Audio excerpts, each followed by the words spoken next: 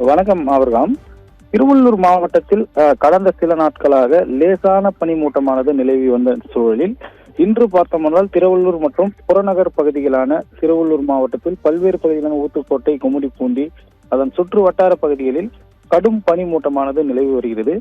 குறிப்பாக பார்க்க போனோம்னால் வாகனங்கள் சாலையில் செல்லும் பொழுது, அதாவது ஒரு 10 மீட்டர் அளவிற்கு கூட எதிர் வரும் வாகனங்கள் என்ன வாகனம் வருகிறது என்று தெரியாத அளவிற்கு பனிமூட்டமானது சாலைகளில் கூட்டம் கூட்டமாக செல்வதால் வாகன ஓட்டிகள் கடும் சிரமத்திற்கு உள்ளாகியுள்ளனர். குறிப்பாக வாகன ஓட்டிகள் தங்களது வாகனங்களில் உள்ள விளக்கு, அதாவது முகப்பு விளக்குகளை எரிய விட்டவாறு சென்று வருகின்றனர்.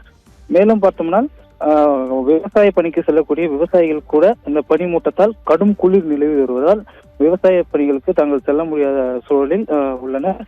மேலும் பார்த்தோம்னால் இந்த பனிமூட்டங்கள் இந்நாள் வரை பார்த்தோம்னா இது போன்று இந்த பகுதிகளில் இருந்ததில்லை.